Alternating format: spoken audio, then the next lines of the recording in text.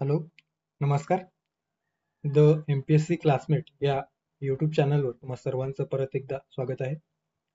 राज्यसेवा पूर्वपरीक्षा 2024च्या अनुषंगाने आपण पूर्वपरीक्षा प्रश्नपत्रिका विश्लेषण सिरीज बघत आहोत. या प्रश्नपत्रिका विश्लेषण सिरीजच्या माध्यमातून 2018 ते 2023 या दरम्यान जे काही पूर्वपरीक्षेमध्ये आयोगाने प्रश्न विचारलेले आहेत ते एकंदरीतच विषयनिहाय आपण या ठिकाणी डिस्कस करत आहोत. ओके, सो याआधी राज्यसेवा पूर्वपरीक्षेकरिता आपण अर्थशास्त्र, त्यानंतर आहे राज्यशास्त्र, त्यानंतर भूगोल व इतिहास या 4 विषयाचे जे काही सविस्तर 2018 ते 23 या दरम्यान जे आयोगाने प्रश्न विचारलेले होते ते आपण इन डिटेल आणि प्रत्येक प्रश्नाला सखोल पद्धतीने अनालाइज केलेलं आहे आणि त्या व्हिडिओची किंवा त्या लेक्चरची वेगळी प्लेलिस्ट देखील आपण बनवलेली आहे. सो जेणेकरून येणाऱ्या राज्यसेवा पूर्वपरीक्षेकरिता एकंदरीतच आपल्याला रिवाइज करता व्हावं या पद्धतीने आपण ते जे व्हिडिओ आहेत किंवा एकंदरीत लेक्चर आहे ते तयार केलेलं आहे. ओके, सो ते तुम्ही नक्की जाऊन चेकआउट करा. वाटल्यास तुम्ही 2x स्पीडनं किंवा 1.5च्या स्पीडनं तुम्ही ते बघून एकंदरीतच रिव्हिजन देखील करू शकता. सो सध्या आपण पर्यावरण या घटकाच्या अंतर्गत किंवा पर्यावरण या विषयाअंतर्गत जे प्रश्न आयोगाने विचारलेले होते ते डिस्कस करत आहोत आणि पर्यावरणामध्ये साधारणतः 5 प्रश्न ॲन एन ॲव्हरेज 5 प्रश्न दरवर्षी विचारले जातो आहे. ओके, सो 2018 ते 2020 या 3 वर्षाचे प्रश्न आपण एका पार्टमध्ये इन द सेन्स पहिल्या एका भागामध्ये आपण व्हिडिओमध्ये ते डिस्कस केलेले आहे आणि त्यानंतर 2021 ते 23 या दरम्यान जे काही प्रश्न विचारलेले आहेत ते आपण या लेक्चरमध्ये डिस्कस करणार आहोत.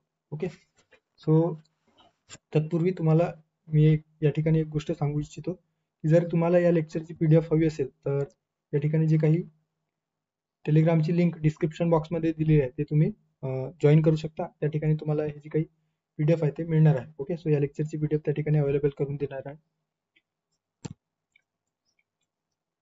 आता जो पहिला प्रश्न या ठिकाणी विचारण्यात आलेला आहे तो एकंदरीतच जे काही इंटरनॅशनल लेवलवर किंवा आंतरराष्ट्रीय स्तरावर प्राणी, पक्षी किंवा एकंदरीत बायोडायव्हर्सिटी संरक्षणासाठी जी IUCN नावाची जी संस्था आहे ती कार्य करत असते. Okay, so international union for conservation of nature या ही जी काही संस्था आहे ती एकंदरीतच वेगवेगळे प्राणी असतील किंवा वनस्पती असतील तर त्यांच्या संदर्भाने प्रत्येक प्रदेशामध्ये त्या प्राण्यांचा किंवा वनस्पतींच्या कशा पद्धतीने जे काही वितरण आहे किंवा प्रदेशनिहाय जे काही प्राणी त्या ठिकाणी दिसून येतात तो त्यांच्या वाढण्यावरून किंवा त्या प्राण्यांचं जी काही प्राण्यांची संख्या किंवा वनस्पतींची जी काही स्पेसीज आहे त्याचे प्रमाणामध्ये कशा पद्धतीने बदल होत आहेत त्यासाठी एक रेड लिस्ट ते तयार करत असतात आणि त्यामध्ये vulnerable, endangered, critically endangered, rare, extinct असे जे वेगवेगळे जे काही कॅटेगरीज आहेत ते करून ठेवलेले आहेत.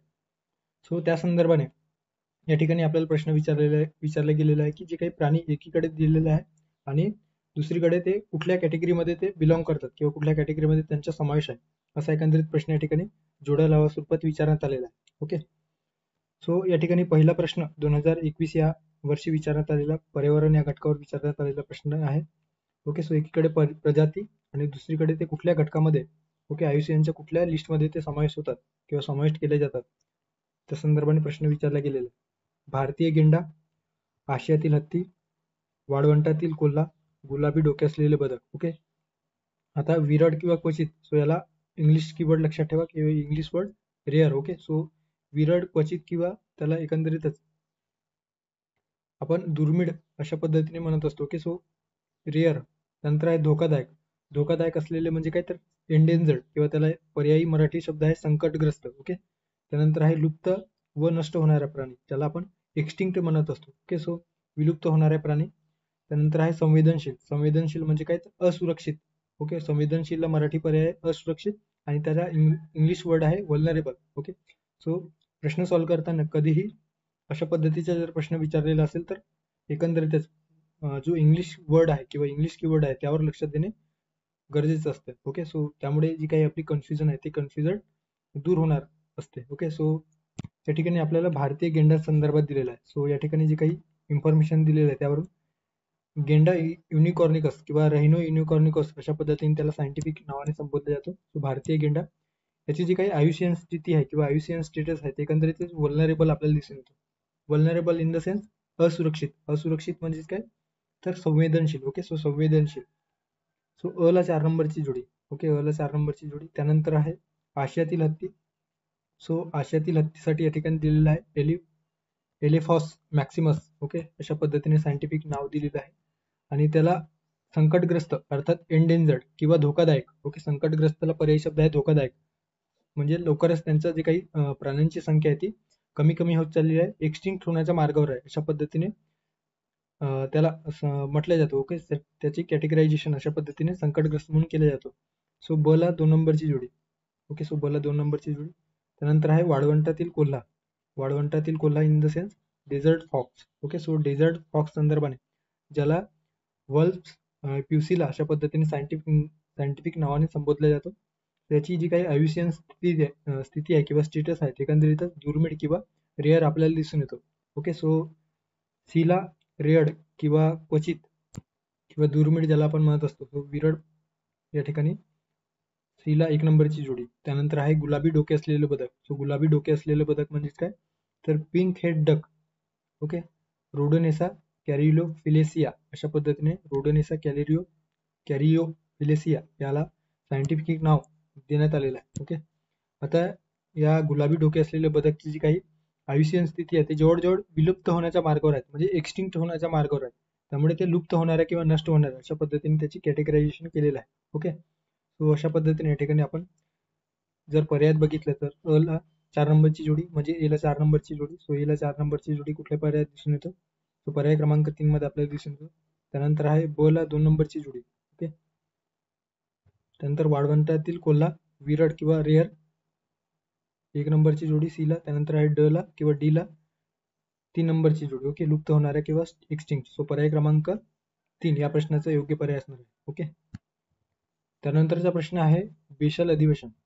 आता बेशल अधिवेशन म्हणजे काय, तर थोडक्यात जे काही स्वित्झर्लंडमधील बेसल या ठिकाणी 22 मार्च 1989 ला जे काही वेस्ट मटेरियल, जे काही हजार्डस मटेरियल आहे त्या हजार्डस वेस्टच्या संदर्भात जे घातक घनकचरा आहे किंवा घातक प्रकारचे जे काही कचरा आहे तर त्याचे व्यवस्थापन करण्यासंदर्भात आणि सोबतच ते कचरा एका देशातून दुसऱ्या देशामध्ये साधारणतः विकसित देशातून अविकसित किंवा विकसनशील देशामध्ये हस्तांतरण होता कामा नये यासाठी म्हणून स्वित्झर्लंडमध्ये 1989 मध्ये बेसल अधिवेशन भरवण्यात आलेलं होतं. ओके, आणि या ठिकाणी त्यांनी एक करार करण्यात आला आणि अशा पद्धतीच्या घनकचऱ्या संदर्भात किंवा घातक कचऱ्याच्या संदर्भात हालचाली संदर्भात या ठिकाणी आंतरराष्ट्रीय करार करण्यात आला आणि जवळपास 188 देशांनी सदस्य देशांनी त्यावर स्वाक्षरी केल्या. आणि त्या अंतर्गतच हे जे काही प्रश्न आहे ते आयोगाने आपल्याला विचारलेला आहे. ओके, प्रश्न काय विचारण्यात आलेला आहे, तर घातक कचऱ्याची हालचाल विकसित देशातून कमी विकसित देशांमध्ये होऊ नये म्हणून बेशल अधिवेशन डॅश डॅश मध्ये डॅश डॅश येथे आंतरराष्ट्रीय करारावर सह्या केल्या अशा पद्धतीच्या या ठिकाणी प्रश्न विचारण्यात आलेला आहे. ओके, सो कोणत्या ठिकाणी आणि कोणत्या वर्षी. सो लक्षात ठेवा 22 मार्च 1989 ला. ओके, सो 22 मार्च 1989 ला बेसल स्वित्झर्लंड या देशातील एक शहर आहे बेसल, या ठिकाणी बेसल कन्व्हेन्शन स्वीकारण्यात आलेलं आहे. त्याची अंमलबजावणी जर विचारला की बेसल अधिवेशनाची अंमलबजावणी कधी झालेली आहे, कारण यापूर्वी आपण बघितलेलं आहे की सीबीडी अर्थात जे काही जैवविविधता बायोडायव्हर्सिटी जे आहे तो जैवविविधता करार कधी अंमलात आला अशा पद्धतीचा प्रश्न आयोगाने आपल्याला आय थिंक 2019 मध्ये विचारलेला आहे. ओके, सो ते आपण बघितलेलंच आहे. सो या ठिकाणी लक्षात ठेवा 5 मे 1992 ला बेसल अधिवेशन किंवा बेसल जो काही करार आहे घातक कचऱ्याची हालचाल करण्यासंदर्भात तो अंमलात आलेला आहे. ओके, सो मुख्य उद्दिष्ट या ठिकाणी बघू शकता, धोकादायक जे काही कचरा आहे त्याच्या सीमापार हालचालीवर नियमन करणे, तसेच धोकादायक कचऱ्याची निर्मिती कमीत कमी करणे आणि कचऱ्याचे पर्यावरणपूरक व्यवस्थापन करणे हे या करारामागचे किंवा या करार करण्यामागचे उद्दिष्ट किंवा हेतू आपल्याला दिसून येतो. युरोपियन युनियनसह 188 देशांनी किंवा सदस्य देशांनी याचा स्वीकार केलेला आहे. ओके, सो पर्याय क्रमांक जर आपण बघितलं तर मार्च 1989 आणि स्वित्झर्लंड, सो पर्याय क्रमांक 4 मध्ये आपल्याला दिसून येतो. सो योग्य पर्याय असणार आहे पर्याय क्रमांक 4. त्यानंतरचा प्रश्न आहे green dot program. Okay, so green dot program संदर्भाने या ठिकाणी प्रश्न विचारण्यात आलेला आहे. औद्योगिक प्रदूषित पाण्याचा पुनर्वापर म्हणजेच ग्रीन डॉट कार्यक्रम याची सुरुवात कोणत्या देशात झाली असा एकंदरीत प्रश्न आहे. France, Germany, Ireland, Norway. Okay, आता जर्मनीमध्ये ग्रीन डॉट प्रोग्राम सुरू करण्यात आला. ओके, सो जर्मनीमध्ये ग्रीन डॉट प्रोग्राम सुरू करण्यात आला.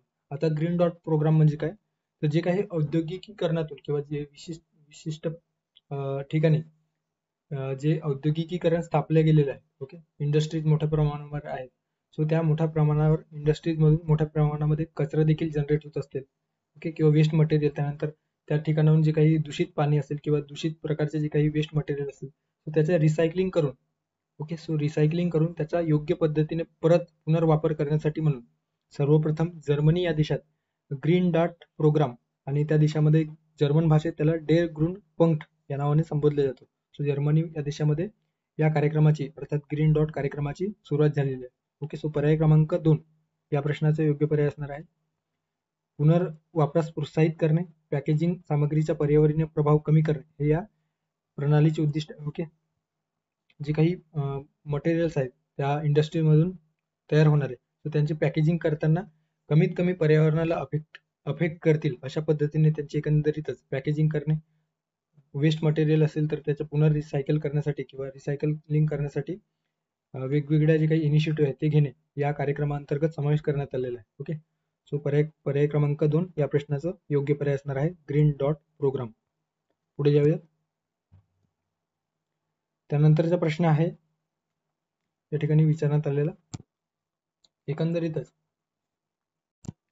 इकोलॉजी किंवा पारिस्थितिकी संदर्भाने या ठिकाणी आपल्याला प्रश्न विचारण्यात आलेला आहे. ओके, सो इकोलॉजीच्या संदर्भाने जे बाकी वेगवेगळे इकोसिस्टम, बायोडायव्हर्सिटी ती संज्ञा कोणी दिली, अशा पद्धतीने आयोग आपल्याला प्रश्न विचारतो.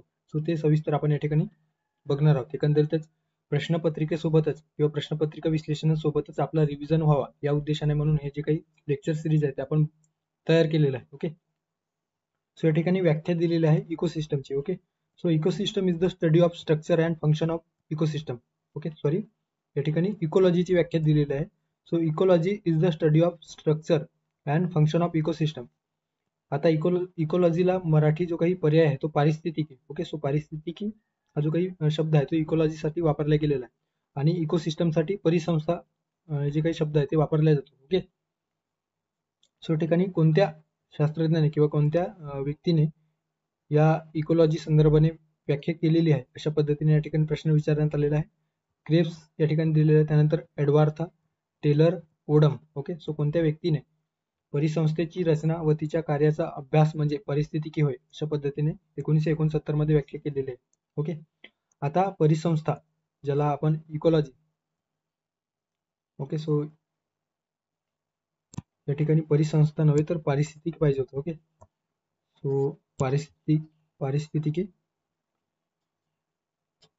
सो या ठिकाणी इंग्लिश कीवर्ड लक्षात ठेवा इकोलॉजी. सो इकोलॉजी ज्याला मराठीमध्ये पारिस्थितिकी म्हटलं जातं. ओके, सो मराठीत पारिस्थितिकी म्हटलं जातं. तर इकोसिस्टम म्हणजेच परिसंस्था. ओके, पारिस्थितिकी. या ठिकाणी काय दिलेलं आहे तर जीवशास्त्राची अशी शाखा आहे ज्यामध्ये सजीवांच्या एकमेकांशी त्यांच्या भौतिक वातावरणाशी असलेल्या संबंधाशी संबंधित असतो. ओके, सो थोडक्यात काय तर जे काही इकोलॉजी आहे, इकोलॉजी आपल्याला काय दिसून येतो इकोलॉजीमध्ये तर सजीव हे एकमेकांशी भौतिक वातावरणाशी संबंध प्रस्थापित करत असतात आणि त्याला इकोलॉजी म्हटलं गेलेलं आहे. ओके, आता अर्नेस्ट हेकेल नावाचे जे काही शास्त्रज्ञ होते त्यांनी इकोलॉजी हा शब्द आहे तो पहिल्या सर्वप्रथम त्यांनी दिलेला होता. ओके, सो अर्नेस्ट हेकेल यांनी इकोलॉजी हे शब्द किंवा हे जे काही टर्म्स आहे ती दिलेली आहे. आता इकोलॉजी म्हणजे पारिस्थितिकीची रचना आणि कार्य यांचा अभ्यास होय, जे काही प्रश्नात विचारलेला आहे. ओके, पारिस्थितिकीची रचना आणि कार्य. सो पारिस्थितिकीची रचना व कार्याचा अभ्यास म्हणजे परिसंस्थेची रचना व कार्याचा अभ्यास म्हणजेच पारिस्थितिकी होय अशा पद्धतीचा जो काही व्याख्या आहे तो एकंदरीत युजी ओडम यांनी दिलेला आहे. ओके, सो हेच डायरेक्ट कॉपी पेस्ट करून आयोगाने विचारलेलं होतं. ओके, सो ओडम, सो लक्षात ठेवा यूपी ओडम यांनी दिलेले आहे. सो पर्याय क्रमांक 4 या प्रश्नाचं योग्य पर्याय असणार आहे. ओके, 1953 मध्ये त्यांनी एक पुस्तक लिहिलेलं होतं fundamental of ecology. Okay, so या फंडामेंटल ऑफ इकोलॉजी या पुस्तकात त्यांनी या परिस्थितिकी विषयी जी काही व्याख्या आहे ती दिलेली आहे. ओके, सो पर्याय क्रमांक 4 या प्रश्नाचा योग्य पर्याय असणार आहे. आता अर्नेस्ट हेकल यांनी इकोलॉजी जी काही संज्ञा आहे ती सर्वप्रथम दिलेली आहे. ओके, त्यानंतर आहे ऑर्थर टेन्सले किंवा ऑर्थर टान्सले यांनी सर्वप्रथम इकोसिस्टम ही संज्ञा दिलेली आहे. ओके, सो जर प्रश्न आला किंवा प्रश्नात विचारला गेला की इकोसिस्टम ज्याला आपण परिसंस्था म्हणत असतो, सो परिसंस्था म्हणजे किंवा परिसंस्था ही संज्ञा कोणी दिली तर ऑर्थर टान्सले यांनी दिली. त्यानंतर आहे एडवर्ड ओ विल्सन. एडवर्ड ओ विल्सन यांनी कोणती संज्ञा दिली तर बायोडायव्हर्सिटी. ओके, सो बायोडायव्हर्सिटी जे काही शब्द आहे ते एडवर्ड ओ विल्सन यांनी दिलेले आहे. ओके, सो लक्षात ठेवा. अर्नेस्ट हेकल यांनी इकोलॉजी, ऑर्थर टान्सले यांनी इकोसिस्टम, नंतर आहे एडवर्ड विल्सन यांनी बायोडायव्हर्सिटी. ओके, सो अशा पद्धतीने. आणि रचेल कार्लसन यांनी सायलेंट स्प्रिंग या नावाच्या पुस्तकात एन्व्हायरमेंट विषयी जे काही व्याख्या आहे ती केलेली आहे. ओके, सो एन्व्हायरमेंटची व्याख्या त्यांनी केलेली आहे सायलेंट स्प्रिंग या पुस्तकामध्ये. ओके, सो हे देखील लक्षात ठेवा. सो पर्याय क्रमांक 4 या प्रश्नाचा योग्य पर्याय असणार आहे. त्यानंतरचा जो प्रश्न आहे तो एकंदरीतच ओझोन मध्ये जर घट झाला तर त्याचा जीवसृष्टीवर कोणते परिणाम होतील अशा पद्धतीचा प्रश्न विचारण्यात आलेला आहे. तुम्ही या आधीचा जो व्हिडिओ आहे ज्यामध्ये 2018, 19 आणि 20 जे काही पर्यावरण अंतर्गत जे काही आयोगाने प्रश्न विचारले होते ते आपण त्या ठिकाणी ओझोन संदर्भाने सविस्तर डिस्कस केलेले आहे. त्याचा इम्पॅक्ट, त्याची कारणे कुठली आहेत. ओके, सो त्यासाठी जे काही मॉन्ट्रियल प्रोटोकॉल असेल किंवा व्हिएन्ना प्रोटोकॉल असेल ते कधी झालेले होते ते इत्यंभूत माहिती त्या लेक्चरमध्ये आपण डिस्कस केलेलं आहे. ओके, सो ते तुम्ही नक्की बघा, कारण ओझोन या टॉपिकवर आयोग दरवर्षी किमान एक प्रश्न किंवा साधारणतः या 6 वर्षामध्ये म्हणजे 2018 ते 2023 मध्ये कमीत कमी 4 ते 5 वेळा या ओझोन या टॉपिकवर प्रश्न विचारलेला आहे. ओके, सो त्यामुळे ओझोन लेवल संदर्भात जी काही माहिती आहे ती आपल्याला असणे गरजेचं आहे. ओके, सो इत्यंभूत माहिती या संदर्भात आपल्या परीक्षेच्या दृष्टीने महत्वाचं आहे. ओझोनमध्ये घट झाल्याने जीवसृष्टीवर खालीलपैकी कोणते परिणाम घडून येतील. ओके, आता ओझोन लेअर म्हणजे काय, तर अशा पद्धतीचे जे काही वातावरणातील लेअर आपल्याला दिसून येतात. ओके, यामध्ये ट्रोपोस्फिअर अर्थात तपांबर, त्यानंतर स्थितांबर, त्यानंतर आहे मेजोस्फिअर. ओके, त्यानंतर थर्मोस्फिअर आणि इकडे एक्झोस्फिअर. ओके, बाह्यांबर ज्याला म्हटलं गेलेलं आहे. ओके, सो मध्यांबर, थर्मोस्फिअर ज्याला दलांबर किंवा आयनंबर देखील म्हटलं जातो, आणि बाह्यांबर. अशा पद्धतीने वातावरणाचे वेगवेगळे थर आपल्याला दिसून येतो. तो जे काही ओझोन लेअर आहे तो ओझोन लेअर या स्टेटोस्फिअर किंवा स्थितांबराच्या दक्षिणेला आणि तपांबराच्या उत्तरेला अर्थात ते स्थितांबरामध्येच असतं. ओके, सो स्थितांबरामध्ये या ठिकाणी ओझोन लेअर आपल्याला दिसून येतो. ओके, आता ओझोन लेअर मध्ये जे काही O3 वायू असतात, ओझोन वायू असतात, ते एकंदरीतच सूर्यापासून जे काही युव्ही रेज आहेत. ओके, सो युव्ही रेज जे अतिशय हाय रेडिएशन त्यामध्ये असतो आणि हार्मफुल असतात. ओके, शरीराच्या किंवा जे काही वनस्पती सृष्टी असेल किंवा प्राणीसृष्टी किंवा एकंदरीत जीवसृष्टीसाठी ते हार्मफुल रेडिएशन असतात. सो पृथ्वीवर जेव्हा सूर्याचे जे युव्ही रेज आहेत ते येताना सर्वात आधी ओझोन लेअरवर किंवा ओझोन लेअरला ते क्रॉस करण्यासाठी किंवा ओझोन लेअरवर ते अटॅक म्हणजे आदळतात किंवा धडकतात. सो त्या ठिकाणी ओझोन लेअर काय करतो तर ते त्या युव्ही रेजला शोषून घेतो. ओके, आणि कमी प्रमाणामध्ये जे काही सूर्याची किरणे असतात ते त्याला पास करून भूपृष्ठावर येतात. ओके, सो युव्ही रेज शोषण्याचे कार्य या ओझोन लेअरमुळे होत असतो, आणि म्हणून ओझोन लेअरचे संरक्षण करणे हे प्रत्येक जीवसृष्टीच्या दृष्टीने ओके प्रत्येक एकंदरीतच पर्यावरणीय घटकाच्या दृष्टीने अतिशय गरजेचं असतं. ओके, आणि जर त्याचे जे काही आपण संरक्षण केलेलं नाही तर जीवसृष्टीवर काय परिणाम होईल, तो काय परिणाम होऊ शकतो तर माणसाच्या रोग प्रतिकारक क्षमतेचे नुकसान होतील का, नक्कीच. जे काही हार्मफुल रेडिएशन आहे जर ओझोन लेअर नसेल किंवा ओझोन लेअर नष्ट झाले किंवा ऱ्हास झाला तर काय होईल तर डायरेक्ट युव्ही रेज मानवाच्या किंवा प्राण्यांच्या शरीरामध्ये किंवा शरीरावर अटॅक करतील. ओके, आणि थेट त्यांचा जो काही प्रादुर्भाव आहे तो आपल्याला जाणवायला सुरुवात होईल, आणि त्यामुळे माणसाची रोगप्रतिकारक क्षमता त्यासाठी नुकसानकारक किंवा रोगप्रतिकारक क्षमतेला नुकसान पोहोचू शकतो. त्यानंतर आहे वनस्पतींची वाढ खुंटणे. नक्कीच वनस्पतींवर देखील जे काही युव्ही रेज आहे त्याचा निगेटिव्ह परिणाम दिसून येऊ शकतो. तापमानामध्ये वृद्धी नक्कीच होणार, कारण रेडिएशन हाय फ्रिक्वेन्सी रेडिएशन त्यामध्ये दिसून येतं. त्यानंतर आहे मोतीबिंदू होण्याचे कारण. डोळ्यांवर जर ते अटॅक केले किंवा डोळ्यांवर त्यांचा युव्ही रेज पडला तर मोतीबिंदू किंवा डोळ्यांच्या संबंधी जे आजार आहेत ते उद्भवू शकतात. सो वरीलपैकी सर्व याचे परिणाम आपल्याला दिसून येतात. ओके, सो पर्याय क्रमांक 4 या प्रश्नाचं योग्य पर्याय असणार आहे. ओके, सो अशा पद्धतीने आपण एकंदरीतच 2021 मध्ये जे काही 5 प्रश्न पर्यावरण या अंतर्गत विचारण्यात आलेले होते त्या ठिकाणी आपण डिस्कस केलेलं आहे. ओके, आता पुढच्या लेक्चरमध्ये एकंदरीत आपण 2022 मध्ये ओके, सो 2022 मध्ये राज्यसेवा पूर्व परीक्षेत जे काही पर्यावरण घटकांतर्गत जे प्रश्न विचारलेले आहे. ओके, सो त्याचा एकंदरीत आपण सविस्तर आढावा या ठिकाणी घेणार आहोत. ओके, सो राज्यसेवा पूर्व परीक्षा 2022 पर्यावरण. ओके, सो सुरू करूयात.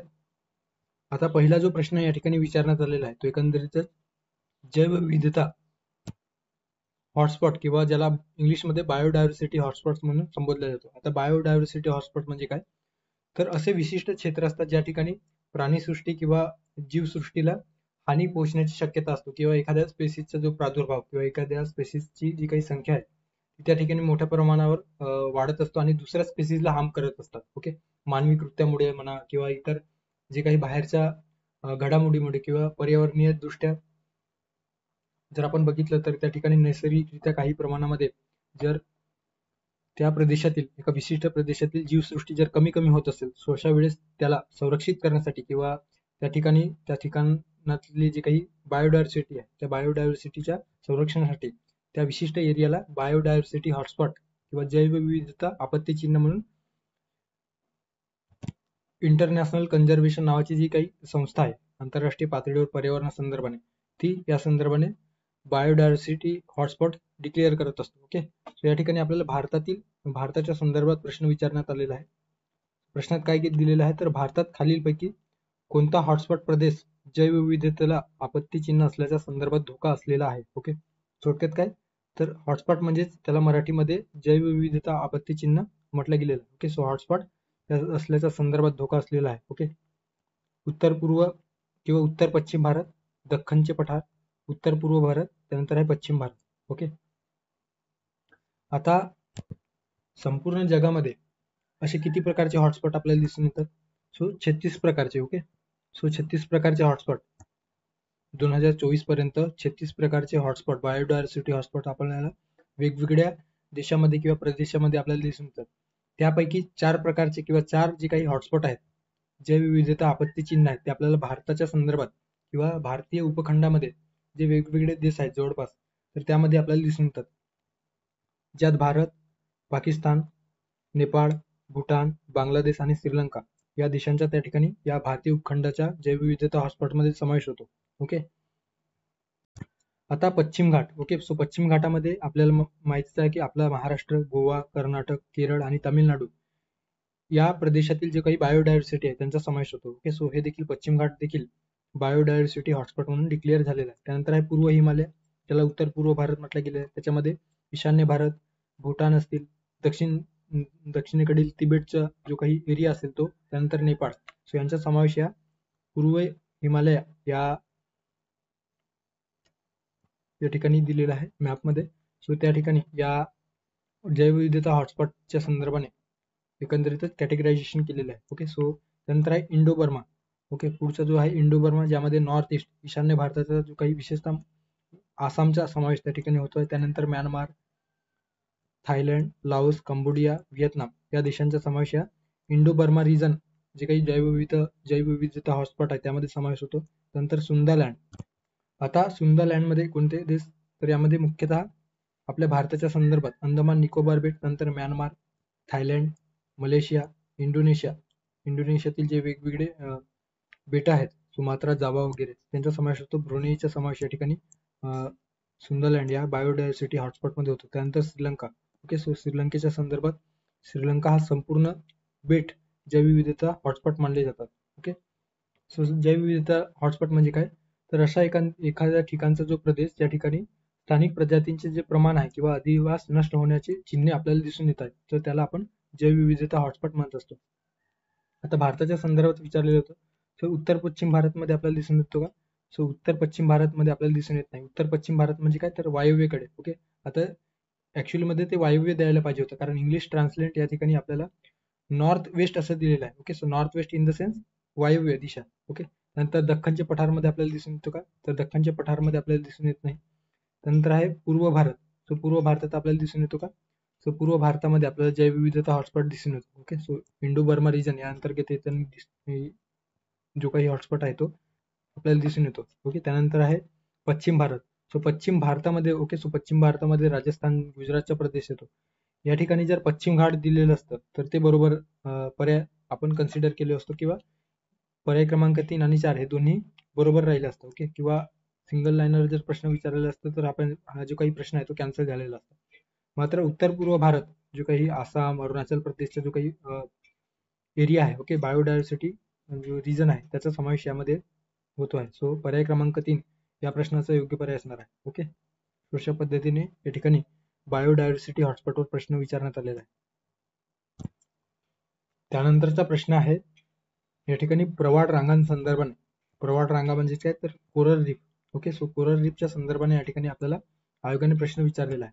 आता कोरल रीफ म्हणजे काय, तर सर्वात आधी कोरल रीफ म्हणजे काय ते आपल्याला माहिती असणे अपेक्षित आहे. ओके, सो कोरल रीफ त्याला प्रवाळ रांगा किंवा प्रवाळ जे काही रेंज म्हणून ओळखला जातो.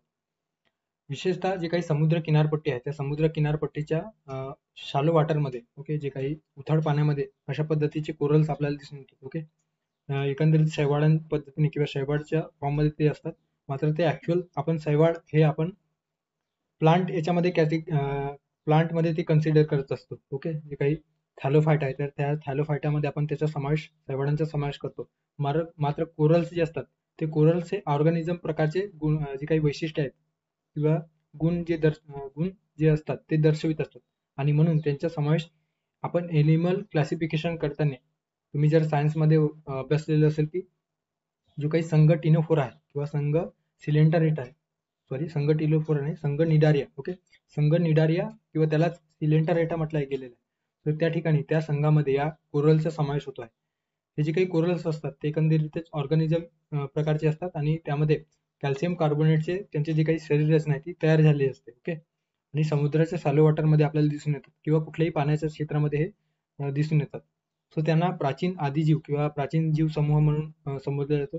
जैव इंधन साठी किंवा एकंदरीत बायोमास साठी ओळखले जातात. आता बायोमास साठी का ओळखले जातात, तर जे कोरल्स असतात ते एकंदरीत त्यांचा जो काही विस्तार असतो तो मोठ्या प्रमाणामध्ये असतो.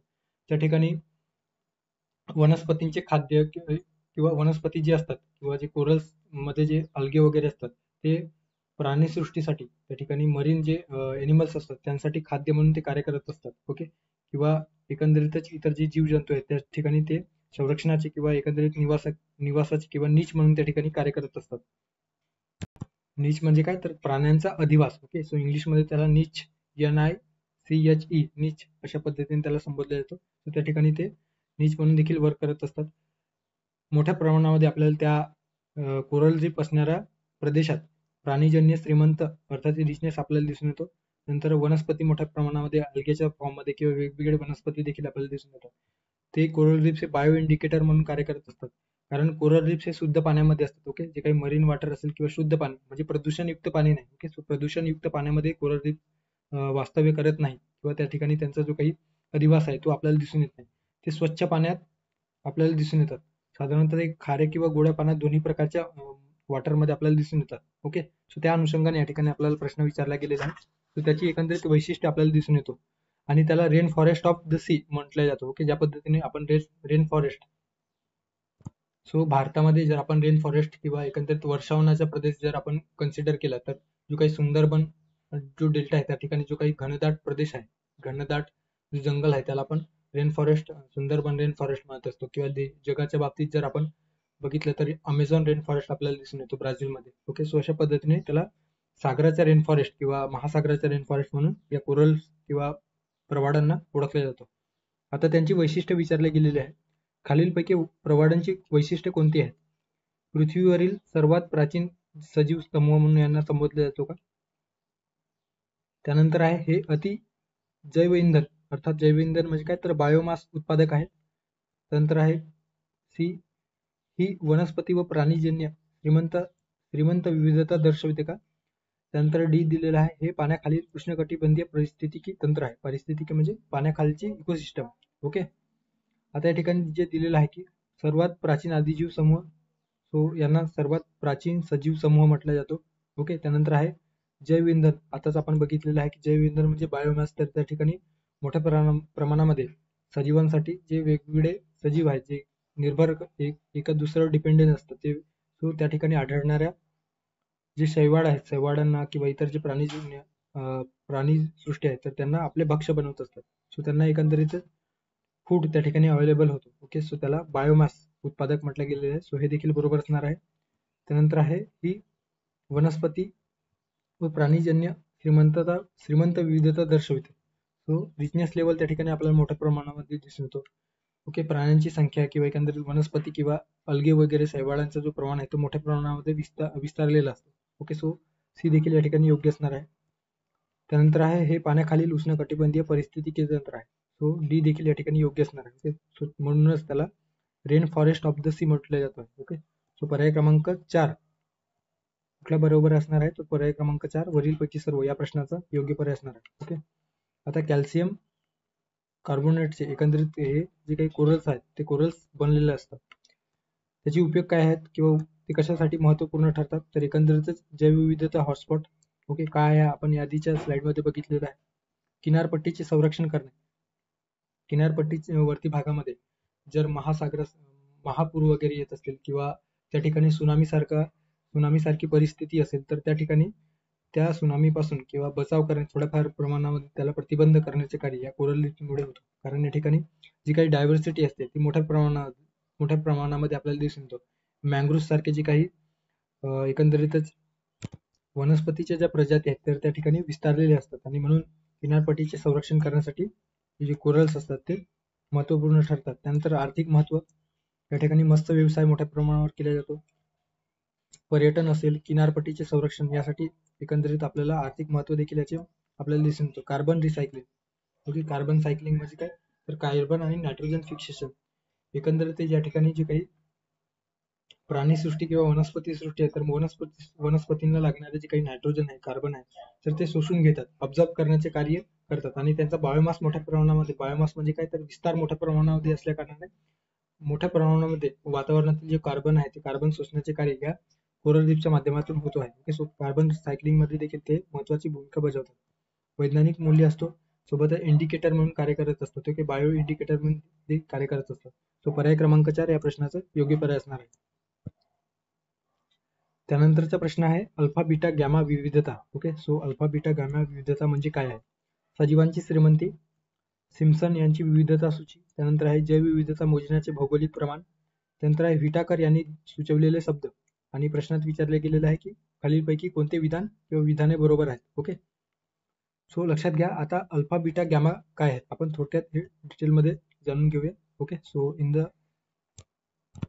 एक्झाम जर आपल्याला यावर प्रश्न विचारला तर ते त्याविषयी जे कन्सेप्ट आहे ते आपल्याला माहिती असणे अपेक्षित आहे. आता जे काही अल्फा बीटा गॅमा आहे तर बायोडायव्हर्सिटीचे जे काही बायोडायव्हर्सिटी. सो एकंदरीतच बायोडायव्हर्सिटीचे दोन प्रकारे. ओके, मुख्यतः दोन प्रकारे आपण क्लासिफिकेशन करतो. एकंदरीत रिचनेस लेवल किंवा बायोडायव्हर्सिटी कशा पद्धतीची आहे त्यावरून आपण त्याचे क्लासिफिकेशन करत असतो. त्याच्यामध्ये स्पेसीज किंवा प्रजाती, स्पेसीज इव्हननेस. ओके, ही एक प्रजाती किंवा एक कॅटेगरी आणि दुसरा जो आहे तो species richness. So species richness. Okay, so richness. Okay, richness आणि यामध्ये आपण अल्फा, त्यानंतर बीटा आणि गॅमा या कॅटेगरीमध्ये त्याचे डिवायडेशन करत असतो. आता अल्फा बीटा गॅमा काय आहे? ओके, सो स्पेसीज रिचनेस म्हणजे काय ते आपण थोडक्यात जाणून घेऊ. स्पेसीज रिचनेस आणि स्पेसीज इव्हननेस असे दोन प्रकार आपल्याला दिसून येतो. आता स्पेसीज इव्हननेस म्हणजे काय तर एखाद्या बायोडायव्हर्सिटीमध्ये किंवा समजा तुम्ही जर एखादा प्रदेश घेतला किंवा एखादा नॅशनल पार्क घ्या. Okay, so Tadoba national park आपल्या महाराष्ट्रामध्ये आहे. ओके, सो चंद्रपूर जिल्ह्यामध्ये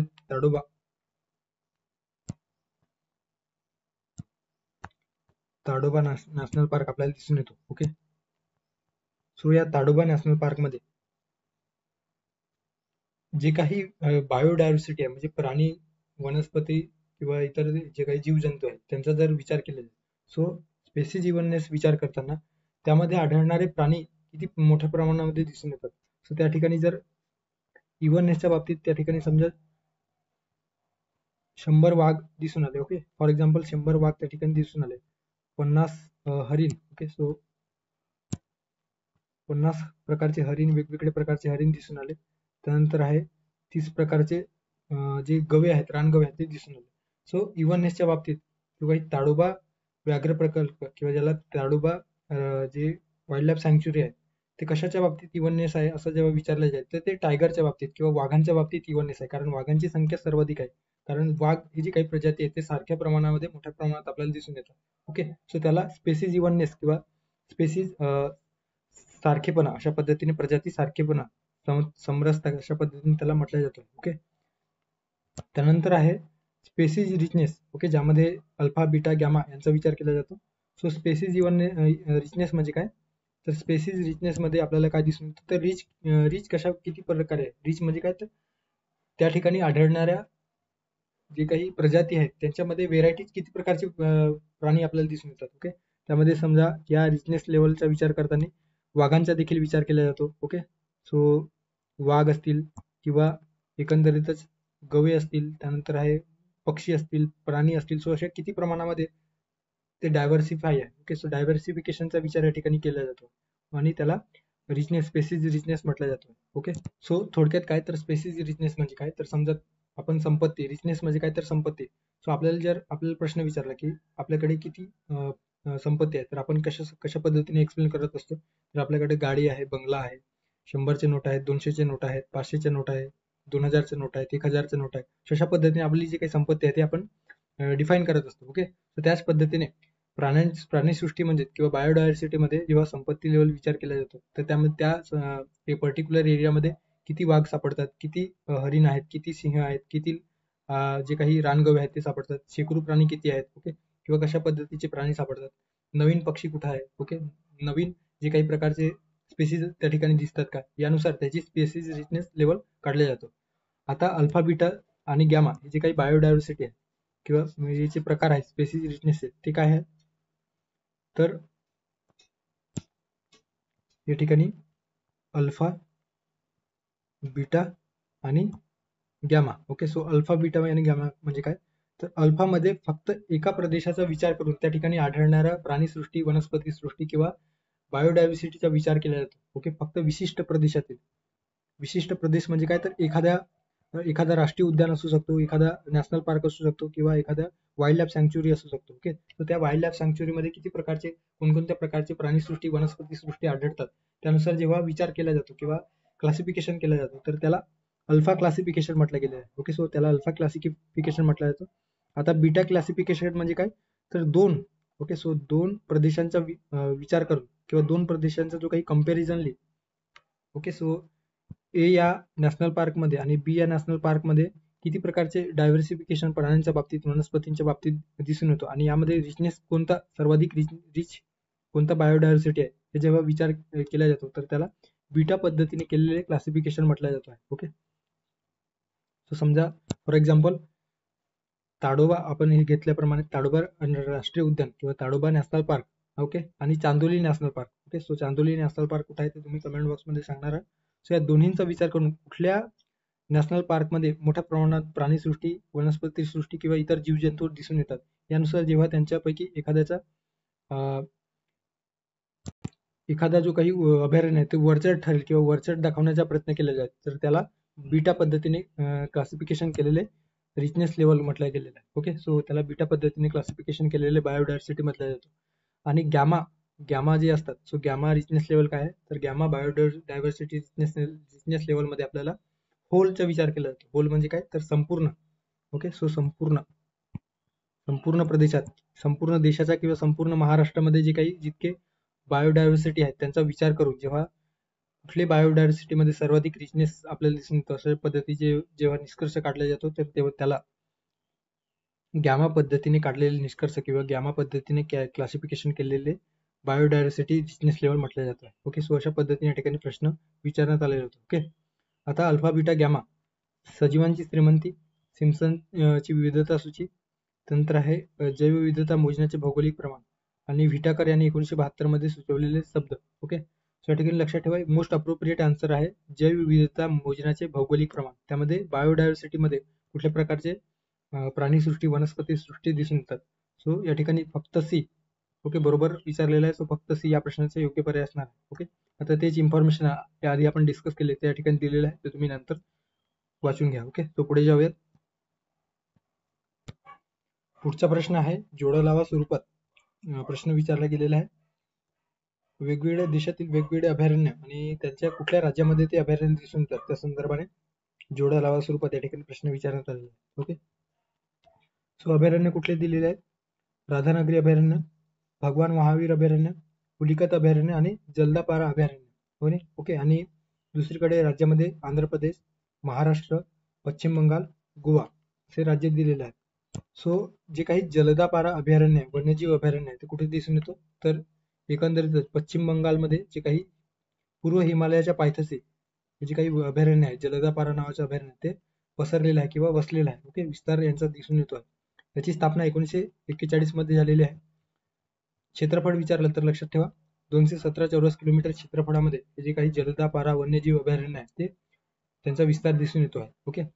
सो जलदापारा पश्चिम बंगाल. सो क ला 4 नंबरची जोडी.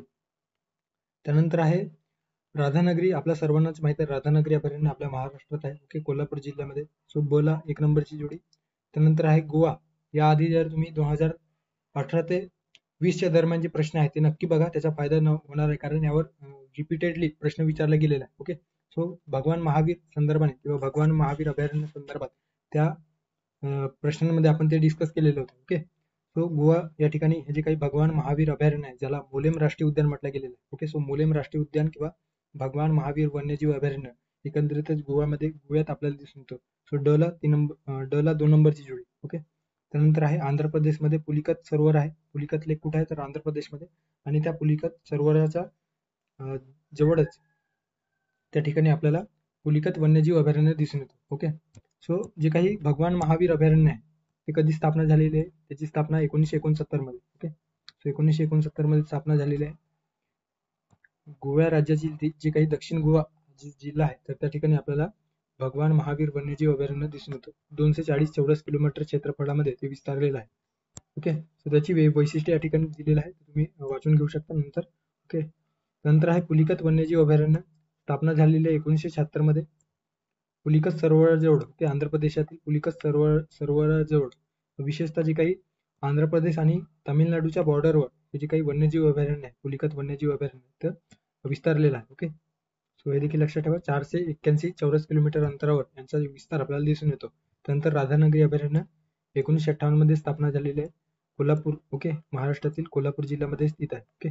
त्याची जी काही विस्तार आहे, त्याचा विस्तार एकंदरीत 351 चौरस किलोमीटर क्षेत्रफळामध्ये जे काही राधानगरी वन्यजीव अभयारण्य आहे ते विस्तारलेलं आहे. ओके. सो अशा पद्धतीने आंध्र प्रदेशमध्ये पुलिकत. सो अ ला 3 नंबरची जोडी. त्यानंतर आहे महाराष्ट्रामध्ये राधानगरी दिसून येतो. सो अ ला 3, ब ला 1. सो अ ला 3 या ठिकाणी नाही, परत या ठिकाणी नाही. सो अ ला 3, ब ला 1 दोन्ही पर्यायामध्ये 3 आणि 4 मध्ये दिसून येतो.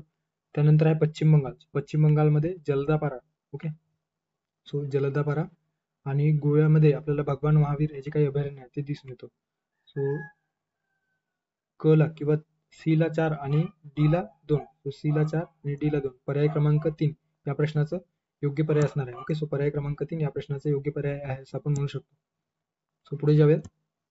पुढचा जो प्रश्न आहे तो एकंदरीतच रासायनिक पर्यावरणात खालीलपैकी कोणत्या घटकांचा समावेश होतो असा एकंदरीत प्रश्न आहे. ओके. जे काही एन्व्हायरमेंटल केमिस्ट्री या नावानं पर्यावरणाची जी शाखा ओळखली जाते. ओके. त्यामध्ये एन्व्हायरमेंटचा विचार केमिस्ट्री किंवा एकंदरीत रसायनशास्त्राच्या पर्स्पेक्टिव्हने विचार केला जातो. ओके. सो त्याचा अभ्यास करताना रासायनिक व जैव रासायनिक घटनांचा त्या ठिकाणी अभ्यास केला जातो.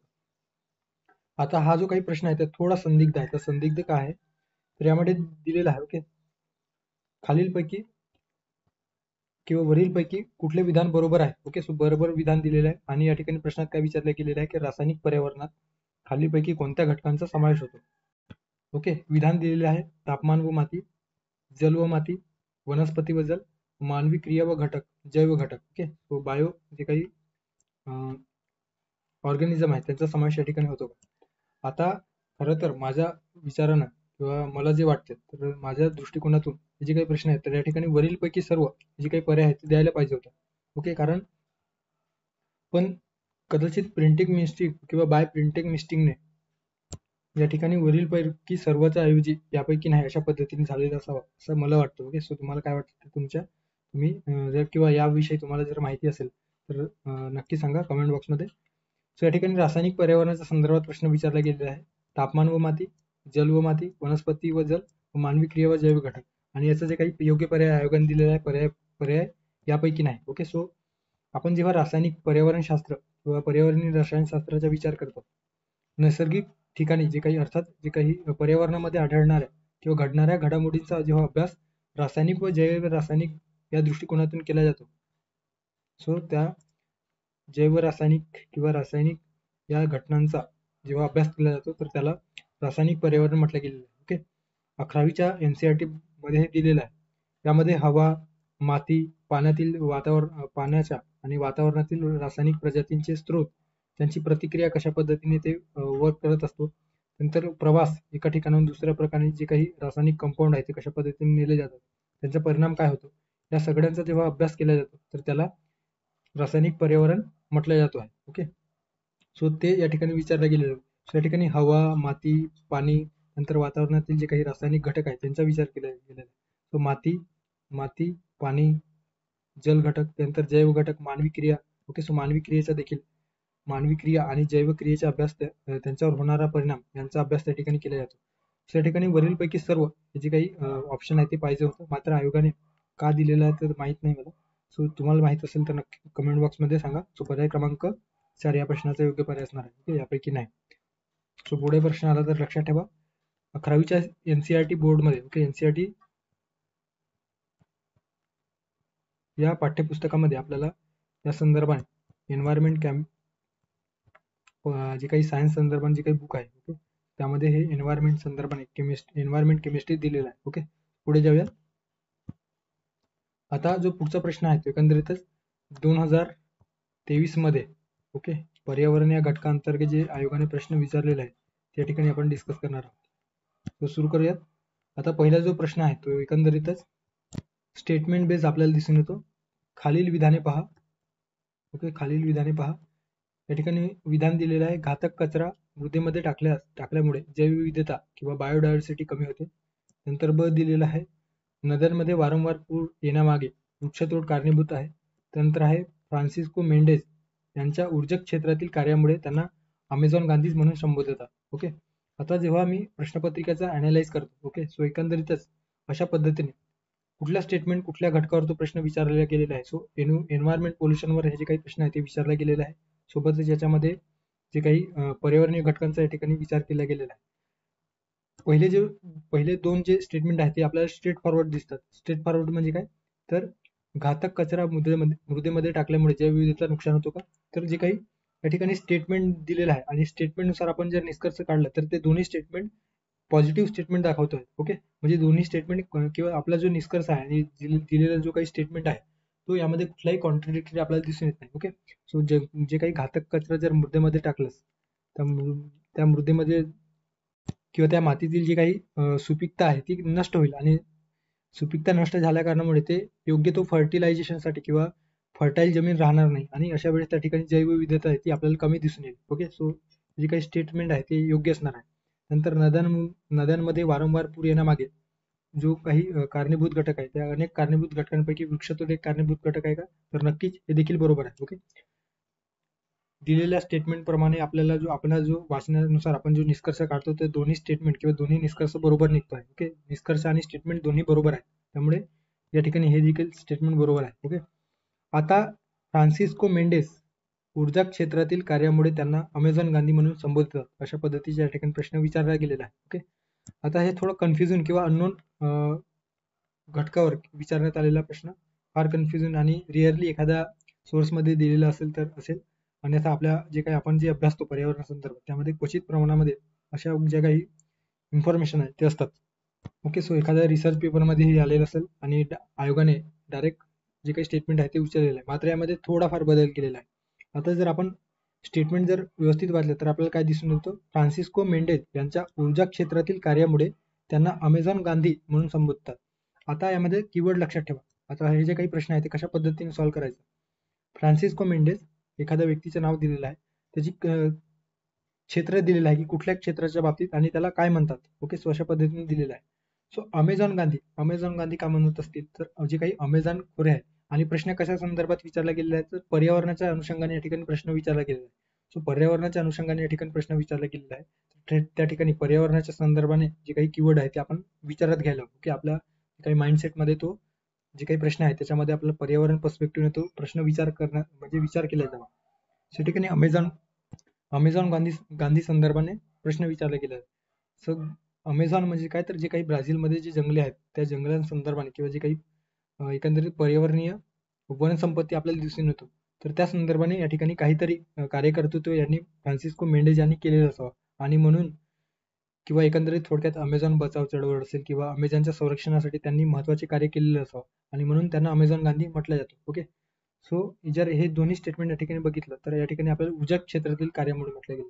आता व्यवस्थित आपण विचार केला तर या ठिकाणी जो काही स्टेटमेंट दिलेला आहे, ओके, सो स्टेटमेंट आणि आपला जो काही निष्कर्ष आहे त्यामध्ये कॉन्ट्रडिक्टरी किंवा आपण जो या स्टेटमेंटनुसार जर निष्कर्ष काढला तर आपल्याला या ठिकाणी आपला जो काही विधान आहे तो चुकीचा वाटतो किंवा कुठेतरी या ठिकाणी आपल्याला निगेटिव्ह सेन्स दिसून येतो आहे. ओके, सो या ठिकाणी ऊर्जा क्षेत्राच्या ऐवजी जर पर्यावरणवादी असलं असतं तर ते स्टेटमेंट बरोबर असलं असतं. ओके, तो जे काही स्टेटमेंट आहे ते आपल्या निष्कर्षानुसार किंवा आपल्याला आपण स्टेटमेंट वाचता क्षणी जो निष्कर्ष आपल्या माइंडमध्ये किंवा डोक्यात तयार होतो तो आपण बरोबर काढला असतं जर पर्यावरणवादी असतं तर. कारण पर्यावरणवादी असल्या कारणाने त्याने अमेझॉन बचाव आंदोलनामध्ये भाग घेतला किंवा अमेझॉनच्या रक्षणासाठी जे काही अमेझॉन जंगल आहे त्याच्या संरक्षणासाठी त्यांना कार्य केले आणि म्हणून त्यांना अमेझॉन गांधी म्हटलं गेलेलं आहे. ओके, सो या ठिकाणी आयोगाने फक्त कुठे चेंज केलेलं आहे तर या ठिकाणी पर्यावरणवादी ऐवजी ऊर्जा क्षेत्रातील किंवा पर्यावरण क्षेत्रातील म्हणण्याऐवजी त्या ठिकाणी ऊर्जा क्षेत्रातील हे जे काही शब्द आहेत ते टाकलेले आहे आणि अशा पद्धतीने हा जो काही स्टेटमेंट आहे तो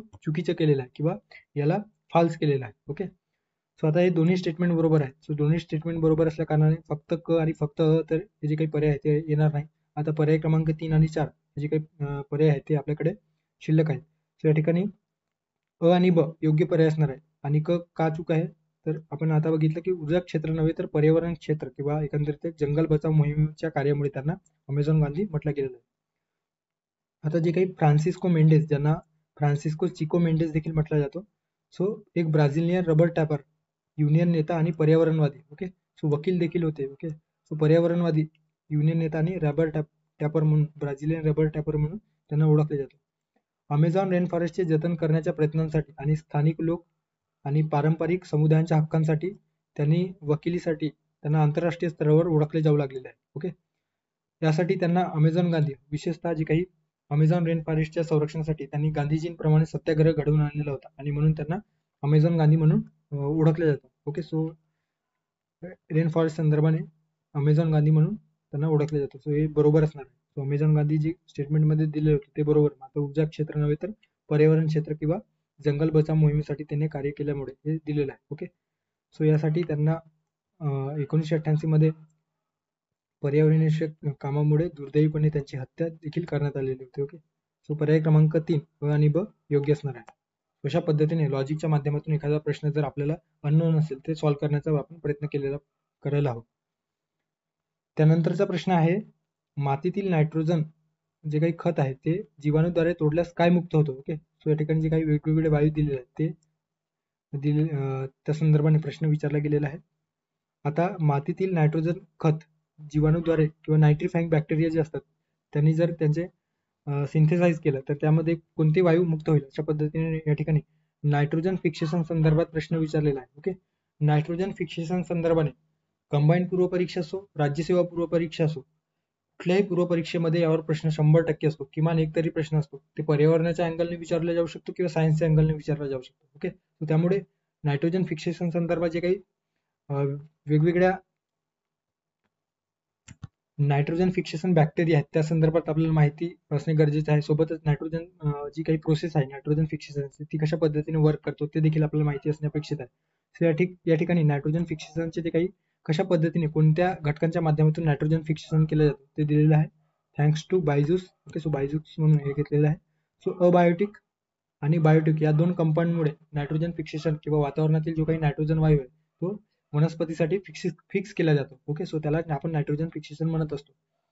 सो अबायोटिक म्हणजे अजैविक पद्धतीने जे काही नायट्रोजन फिक्सेशन केलं जातं त्यामध्ये अॅटमॉस्फेरिक पद्धतीने म्हणजे काय अॅटमॉस्फेरिक म्हणजे ज्यावेळेस वातावरणामध्ये ढगाळ वातावरण तयार झाल्याने जेव्हा त्या ठिकाणी विजा वगैरे चमकल्यानंतर गर्जना वगैरे झाल्याच्या नंतर त्या ठिकाणी इलेक्ट्रिकल डिस्चार्ज होतं. ओके, इलेक्ट्रिक जे काही थंडर किंवा इलेक्ट्रिकल डिस्चार्ज होतं आणि त्या माध्यमातून जो काही नायट्रोजन आहे तो नायट्रोजन जमिनीवर जेव्हा जे आपण वीज पडणे म्हणतो, सो वीज पडणे हे जे काही कन्सेप्ट आहे त्या माध्यमातून जेव्हा नायट्रोजन वायू जमिनीमध्ये येतो आणि त्या ठिकाणी ते स्थिरावतं. सो त्या पद्धतीने नायट्रोजन फिक्सेशन केलं जातं. किंवा इंडस्ट्रीयल जे काही घटक आहेत त्यामुळे देखील नायट्रोजन अबायोटिक पद्धतीने फिक्स केला जातो.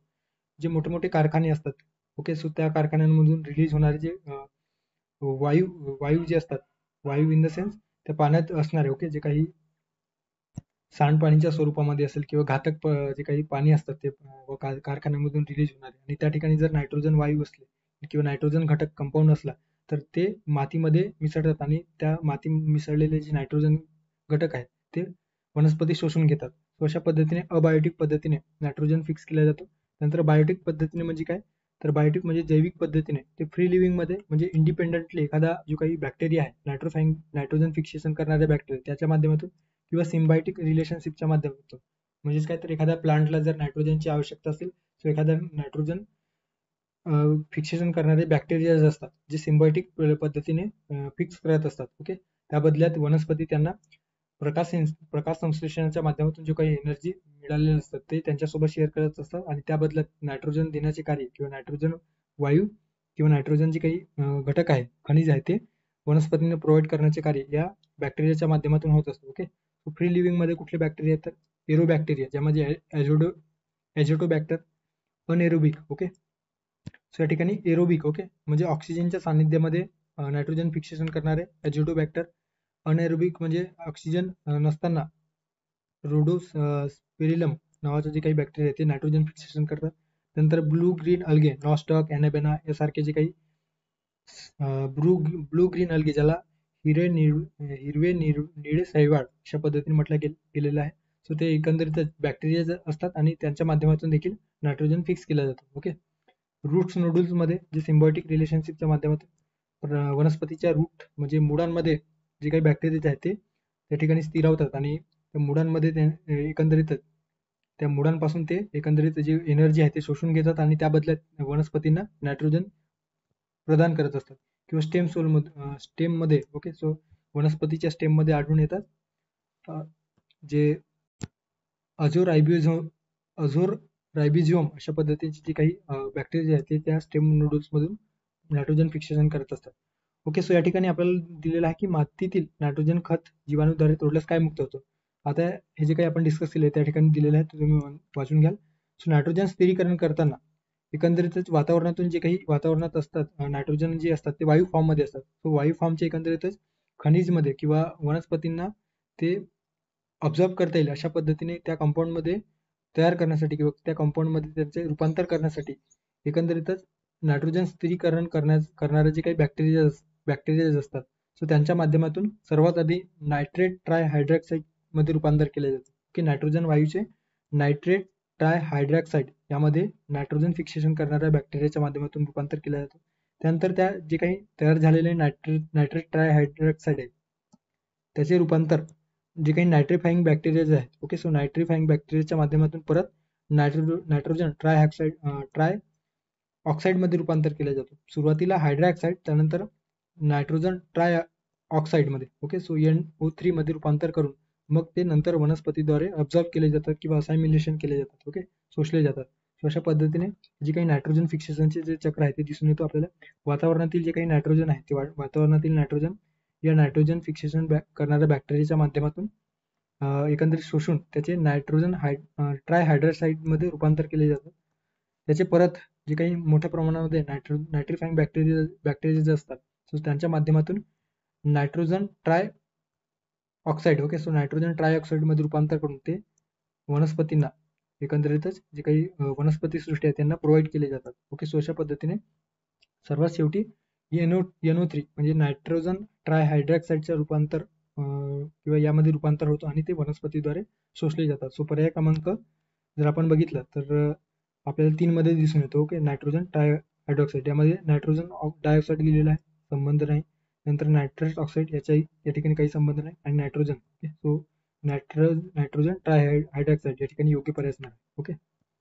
पुढे जाऊयात. पुढचा जो प्रश्न आहे तर ओझोन थरासंदर्भाने दिलेला आहे, ओके. सो परत या एकदा 2021 मध्ये ओझोनवर प्रश्न विचारलेला होता. 2022 मध्ये यावर प्रश्न नव्हता, मात्र 2023 मध्ये परत यावर प्रश्न विचारण्यात आलेला आहे, ओके. सो ओझोनच्या संदर्भात खालील कोणती विधाने बरोबर आहेत. ओझोनला पृथ्वीचे रक्षण कवच म्हणतात. त्यानंतर 1985 मध्ये ओझोन थराला छिद्र पडल्याचे स्पष्ट झाले. क दिलेला आहे 16 सप्टेंबर हा जागतिक ओझोन दिवस म्हणून साजरा केला जातो. आणि ड दिलेला आहे 1989 मध्ये ओझोन क्षयास कारणीभूत जे काही रसायनांच्या वापरास बंदी घालण्यात आली. ओके, 1989 मध्ये जे काही ओझोनचा ह्रास करणारे जे काही घातक पदार्थ आहेत किंवा घातक रसायन आहेत त्याच्या वापरावर बंदी घालण्याच्या उद्देशाने जो काही करार किंवा जो काही कन्व्हेन्शन घडवून आणला तो कधी 1989 मध्ये घडवून आणण्यात आला आणि कुठे घडवून आणला अशा पद्धतीचा प्रश्न या ठिकाणी विचारण्यात आलेला.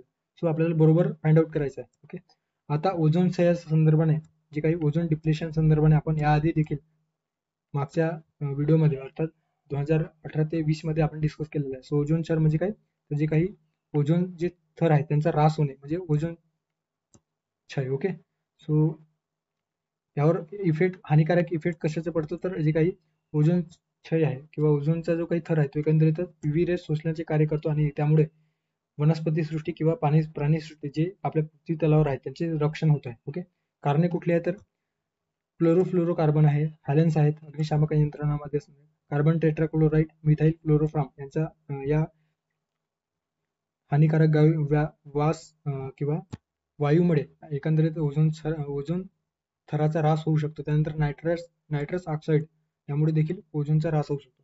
हे जे काही कारण आहे ते दिलेले आहे.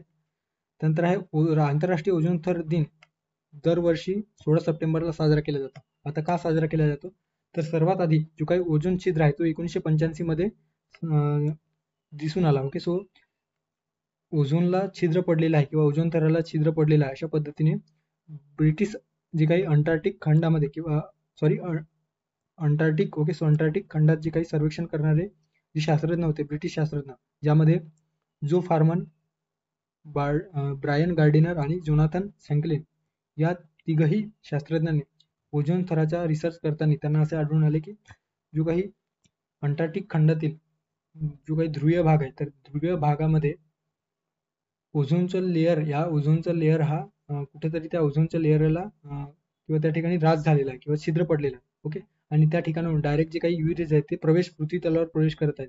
अशा पद्धतीचा निष्कर्ष त्यांनी आपल्या नेचर या नावाच्या रिसर्च पेपरमध्ये स्पष्ट केलेले होते. ओके, सो नेचर नावाच्या रिसर्च पेपरमध्ये त्यांनी स्पष्ट केलेले होते. सो या ठिकाणी जे आपल्या प्रश्नात दिलेलं आहे विधान दिलेलं आहे 1985 मध्ये ओझोनच्या थराला छिद्र पडल्याचे स्पष्ट झाले का, हे बरोबर असणार आहे. आता त्या संदर्भाने सर्वात आधी तर हे जे काही जगापुढे हे निष्कर्ष त्यांनी मांडल्याच्या नंतर किंवा एकंदरीत त्यांनी रिसर्च पेपर मांडल्याच्या नंतर त्यामध्ये ओझोन थराचा ह्रास होतो आहे किंवा ओझोन थराला छिद्र पडलेला आहे.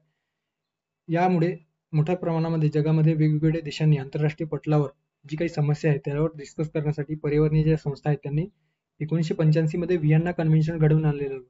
ओके, सो ओझोन लेअरच्या प्रोटेक्शनसाठी जे काही व्हिएन्ना कन्व्हेन्शन आहे ते व्हिएन्ना या ठिकाणी ऑस्ट्रेलिया या देशाची राजधानी जी काही व्हिएन्ना आहे त्या ठिकाणी हे काही कन्व्हेन्शन आहे ते घडवून आणण्यात आलेलं होतं. आणि त्यामध्ये असं ठरवण्यात आलं की 1989 पासून, ओके, सो 1987 ला एक मॉन्ट्रियल प्रोटोकॉल करण्यात आला आणि त्यानुसार 1989 पासून जे काही ओझोनचा जो काही थर आहे त्यासाठी जो करार त्यांनी मॉन्ट्रियल प्रोटोकॉल अंतर्गत जो काही करार स्वीकारण्यात आलेला होता त्याची अंमलबजावणीला 1989 पासून सुरू झालेली आहे. ओके, सो या व्हिएन्ना कन्व्हेन्शन मध्ये मॉन्ट्रियल प्रोटोकॉल स्वीकारण्याची तरतूद होती. यामध्ये आंतरराष्ट्रीय स्तरावर एकंदरीत जे काही देश आहे जे मोठ्या प्रमाणावर कार्बनचे उत्सर्जन किंवा जे काही ओझोनच्या लेअरला हानिकारक ठरणार अशा घटकाचा किंवा अशा कंपाऊंडचं उत्सर्जन करणाऱ्या देशांना असं असं सांगण्यात आलेलं होतं की त्यांचा जो काही प्रमाण आहे एकंदरीत उत्सर्जन करण्याचा किंवा हार्मफुल जे काही केमिकल्स आहेत ते उत्सर्जन करण्याचा जो प्रमाण आहे तो कमी करण्यात यावा आणि ते बंधनकारक करण्यात आलं होतं. ओके, सो बंधनकारक करार म्हणून आपण या मॉन्ट्रियल प्रोटोकॉलकडे बघितलं जातं. ओके, सो त्या संदर्भात जी काही तरतुदी आहे ते त्या देशांनी या मॉन्ट्रियल प्रोटोकॉल अंतर्गत स्वाक्षऱ्या करणाऱ्या देशांना पाहणे बंधनकारक होते. त्या संदर्भाने जो काही मॉन्ट्रियल प्रोटोकॉल आहे 16 सप्टेंबर 1987 मध्ये यावर सहमती झाली होती. त्याची अंमलबजावणी 1 जानेवारी 1989 ला हा जो काही करार आहे त्या करार लागू झालेला होता. ओके, सो हे लक्षात ठेवा 1 जानेवारी 1989 ला त्या कराराची अंमलबजावणी सुरू झालेली होती. सो प्रश्नात काय दिलेलं आहे तर प्रश्नात आपल्याला दिलेलं आहे ओझोनला पृथ्वीचे रक्षण कवच म्हणतात. बरोबर आहे. 1985 मध्ये ओझोन थराला छिद्र पडल्याचे स्पष्ट झाले, हे देखील बरोबर आहे. 16 सप्टेंबर हा जागतिक ओझोन दिवस म्हणून साजरा केला जातो का? तर नक्कीच हे देखील बरोबर आहे.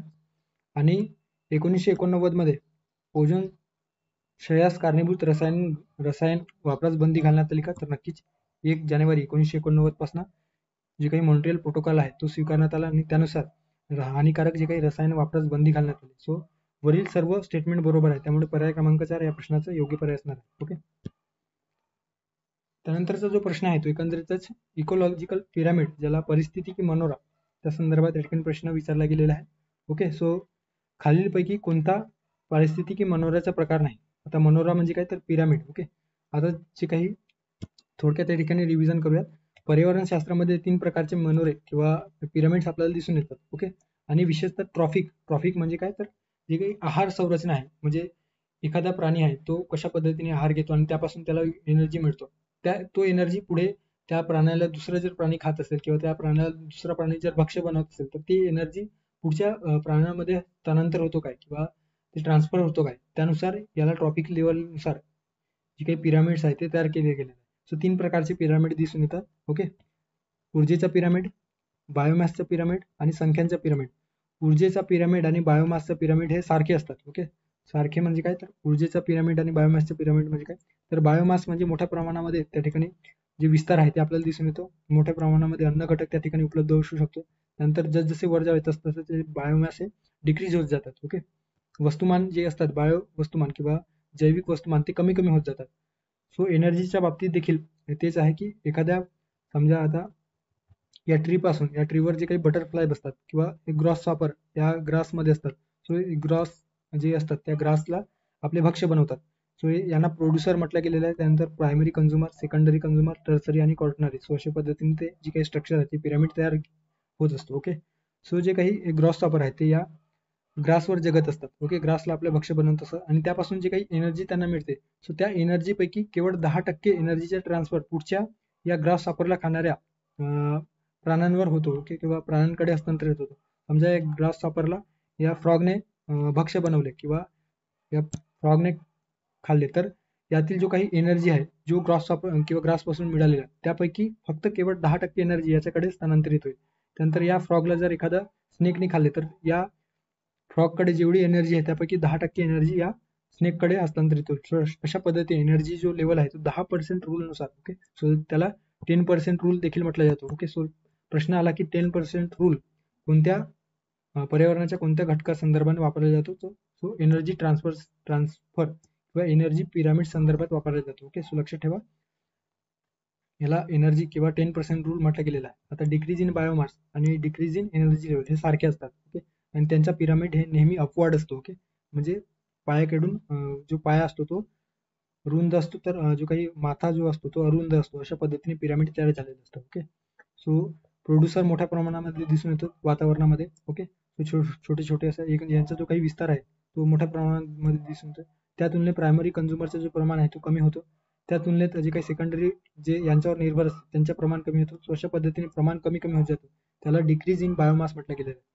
आता पिरामिड्स इन नंबर. आता पिरामिड्स इन नंबर म्हणजे काय, त्या ठिकाणी प्रोड्युसर किती असतात, ग्रासेस. ओके. ग्रासेसचे जे काही प्रकार आहेत त्यानुसार हे अपवर्ड आणि जे काही इन्व्हर्टेड जे पिरामिड आहे ते तयार केले जातात. ओके. सो ग्रासेस असतील, त्या ग्रासेसवर जगणारे जे ग्रॉस सापर असतील, इन्सेक्ट असतील, त्याचा विचार केला जातो. एका पर्टिक्युलर स्थानामध्ये किती क्षेत्रफळामध्ये ग्रासेस आहेत त्यानुसार त्यावर जगणारे किती ग्रॉस सापर आहेत.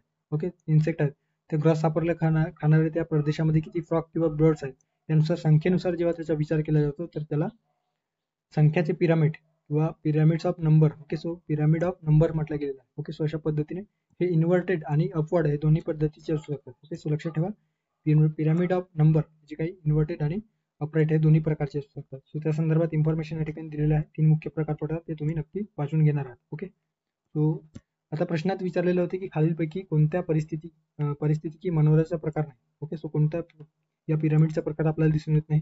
So pyramid in number, pyramid of number दिसून येतो का, तर नक्कीच दिसून येतो. पिरामिड ऑफ बायोमास हे देखील दिसून येतो. पिरामिड ऑफ एनर्जी याचा देखील समावेश होतो. ओके. ऊर्जेचा मनोरा, जैविक वस्तुमानाचा मनोरा आणि संख्येचा मनोरा यांचा एकंदरीतच या पिरामिडमध्ये समावेश होतो. मात्र पिरामिड ऑफ फूड वेब याचा पिरामिड दिसून येत नाही, तर याचे जाळे दिसून येतात. ओके.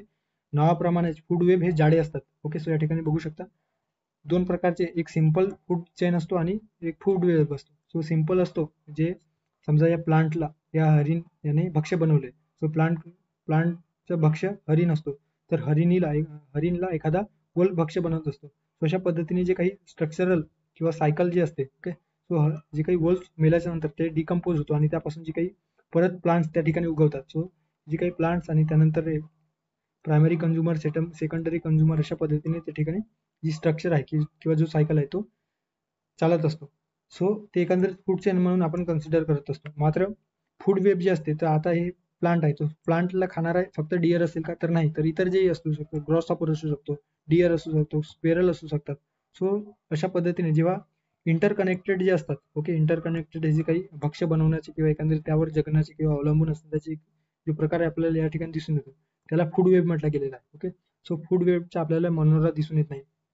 सो त्यामुळे पर्याय क्रमांक 3 या प्रश्नाचा योग्य पर्याय असणार आहे. ओके, आता फूड वेब जे असतात ते अन्न साखळीचे एक जटिल प्रकार दिसून येतात. ओके, त्यामध्ये परस्पर संबंध कसा आहे, त्यानंतर ट्रॉफिक पातळी, ओके, म्हणजे ऊर्जा मिळण्याची एका प्राणीकडे दुसऱ्या प्राणीकडे ऊर्जेचे हस्तांतरण कशा पद्धतीने होते, ऊर्जेचा प्रवाह, गुंतागुंत, अशा या जे विविध घटक आहेत त्याचा विचार केला जातो. सो अशा पद्धतीने या ठिकाणी आपण फूड वेब किंवा जे काही पिरामिड्स आहेत ते बघितलेलं आहे. ओके, सो तुम्ही हे जे काही या ठिकाणी पीडीएफ वर अवेलेबल करून दिली जाईल पीडीएफ, त्यानंतर पीडीएफ नक्की वाचा, त्याचा फायदा येणाऱ्या पूर्वपरीक्षेत जर यावर प्रश्न विचारला तर नक्की होणार आहे. ओके, त्यानंतरचा प्रश्न आहे, काही प्रजाती नष्ट झाल्या तर पर्यावरणावर गंभीर परिणाम करतात, त्यांना काय म्हणतात? ओके, सो एखादा प्रजाती पर्यावरणाच्या दृष्टीने महत्वाचा असेल, सो त्याचे तर जर ते नष्ट झाले, सो त्याचा परिणाम काय होतो आहे. ओके, सो याचा अलीकडे जर उदाहरण घ्यायचं झालं तर कुनो नॅशनल पार्कमध्ये जे काही आपण चित्ता रिलोकेशन प्रोजेक्ट राबवलेला आहे. ओके, सो त्यामध्ये 1952 मध्ये जे काही एक्सटिंक्ट झालेला चिता आणि त्यामुळे मोठ्या प्रमाणामध्ये जे पर्यावरण, बायोडायव्हर्सिटी किंवा इकोसिस्टम विस्कळीत झालेली होती. ओके, सो त्यासाठी म्हणून आपण चित्ता रिहॅबिलिटेशन प्रोग्राम आणलेला आहे. ओके, आता जे काही कीस्टोन स्पेसिस असतात, सो त्यांना ते जर प्राणी नष्ट झाले किंवा प्रजाती नष्ट झाल्या तर पर्यावरणावर गंभीर आजार इन द सेन्स गंभीर परिणाम दिसून येऊ शकतात. ओके, सो त्यामुळे पर्याय क्रमांक 4 या ठिकाणी या प्रश्नाचा योग्य पर्याय असणार. आता की स्टोन स्पेसिस म्हणजे काय, तर थोडक्यात पर्यावरणासाठी अत्यंत महत्वाचे जे काही की स्टोन स्पेसिस असतात, सो या ठिकाणी जर बघायचं झालं तर आपल्याला समजा ही जी काही साखळी आहे, अशा पद्धतीने हे जे काही थर आहे ते एकमेकाच्या वर अशा पद्धतीने रचलेला आहे. ओके, आता ए नावाचा प्राणी, बी नावाचा प्राणी आणि सी नावाचे जे काही स्पेसिस आहे, आयदर ते प्राणी असू शकतो, पशु पक्षी असू शकतात किंवा वनस्पती सृष्टी असू शकतो. आता यांचा जो काही प्रमाण आहे तो वातावरणामध्ये वाढले तर जर हानिकारक ठरत असतील पर्यावरणाला किंवा यांचा वातावरणामधील जो काही प्रमाण आहे तो वाढल्याच्या नंतर एकंदरीत पर्यावरण विस्कळीत होत असेल, सो अशा वेळी याच्यावर कुठला प्राणी नियंत्रण ठेवू शकतो. ओके, सो बी प्राणी यांच्यावर नियंत्रण ठेवेल. ओके, त्यावर म्हणजे यांचा जो काही प्रमाण आहे तो जर वाढल्यास त्याच्या नियंत्रणासाठी या बी प्राण्याची, कारण बी प्राण्याचा हा जो काही ए प्राणी आहे तो भक्ष असेल किंवा सी प्राणी या बी प्राण्याचा भक्ष असेल. सो अशा पद्धतीने यांचं प्रमाण वाढू न देता पर्यावरणामधील जे काही बॅलन्स आहे किंवा इकोसिस्टम मधील बॅलन्स आहे ते मेंटेन ठेवण्याचे कार्य या बी मुळे राखले जाईल. आता जर बी हे जे काही नष्ट झाले, ते बी प्राणी जे नष्ट झाले, मग ते आयदर हत्ती असू शकतात, वाघ असू शकतात, सिंह, लॉयन किंवा चिता वगैरे जे काही प्राणी आहेत ते जर नष्ट झाले तर यांचं प्रमाण या ठिकाणी यांना किंवा भक्ष्य बनवणार नसेल, याचा परिणाम काय होईल तर त्यांची जी काही संख्या आहे ती वाढेल आणि एकंदरीतच मोठ्या प्रमाणामध्ये जे काही त्यांचा प्रमाण वाढल्या कारणाने त्या ठिकाणी पर्यावरणामध्ये इकोसिस्टम मध्ये प्रादुर्भाव त्यांचा वाढेल. ओके, आणि जे काही आवश्यक घटक आहेत ते नष्ट करायला सुरुवात करतील. ओके, थोडक्यात एक्झाम्पल थ्रू आपण समजून घ्यायचं झालं तर जे काही तुम्ही मागच्या 2 वर्षाआधी न्यूज मध्ये होतं की पाकिस्तानातून आलेले जे काही टोळधाड आहेत त्यांनी पंजाबच्या जे काही शेतकऱ्यांची पिके उद्ध्वस्त केली.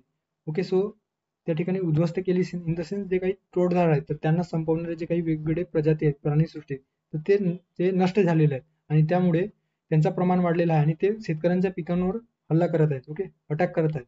सो अशा वेळेस ते जे काही नष्ट झालेले प्रजाती आहेत तर त्यांना कीस्टोन स्पेसिस म्हटलं गेलेलं आहे. ओके, सो त्याला कीस्टोन स्पेसिस म्हटलं जातो. तो पर्याय क्रमांक 4 या ठिकाणी योग्य पर्याय असणार आहे. ओके, आता काही फाउंडेशन प्रजाती असतात, म्हणजे एकदम बेस लेवल पासून ते त्यांना पर्यावरणामध्ये समतोल साधण्यासाठी त्यांची आवश्यकता असते. ओके, सो त्याला फाउंडेशन प्रजाती म्हणतात. सूचक प्रजाती काही असतात ज्यामध्ये पर्यावरणाचे मध्ये काही बदल घडून आले तर त्या ठिकाणी ते आपल्याला दिसून येत नाही. ओके, ते दुसरीकडे स्थानांतर करत असतात, त्याला सूचक प्रजाती म्हणतात.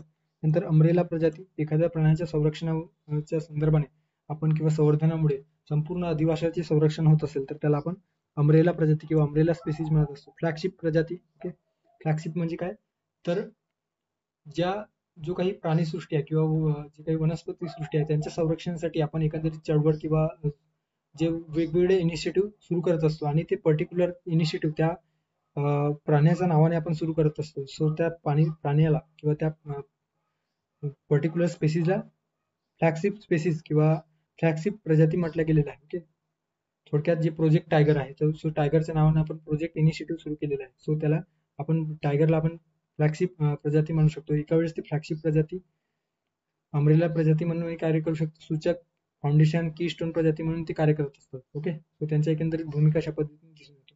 सो पर्याय क्रमांक 4 या ठिकाणी योग्य पर्याय असणार आहे. ओके, त्यानंतरचा शेवटचा प्रश्न 2023 मध्ये 6 प्रश्न या पर्यावरण घटकांतर्गत विचारण्यात आलेले होते. ओके, सो साधारणतः या ठिकाणी पर्यावरणाच्या व्याख्येसंदर्भात विचारण्यात आलेला आहे आणि या ठिकाणी जी काही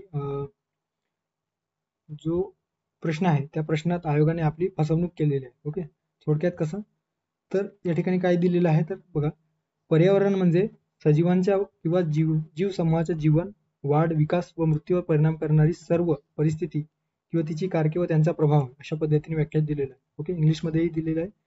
एक environment means the sum total of all condition agencies and influences which affects the development, growth, life, death of an organism, species or race अशा पद्धतीने इंग्लिशमध्ये ट्रान्सलेशन इंग्लिशमध्ये दिलेलं आहे. आता ऍक्च्युअल मध्ये जेव्हा जे काही प्रश्न आहे ते फ्रेम केले, सो फ्रेम करताना मराठी ऑप्शनमध्ये या ठिकाणी दिलेला आहे विश्वकोश, ब्रिटानिका विश्वकोश, एसी ट्रान्सले, जॅकी स्मिथ.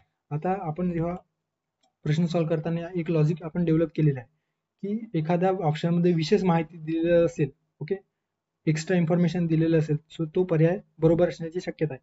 आता या ठिकाणी विश्वकोश दिलेला आहे आणि या ठिकाणी परत विश्वकोश दिलेला आहे. ओके, ब्रिटनिका विश्वकोश.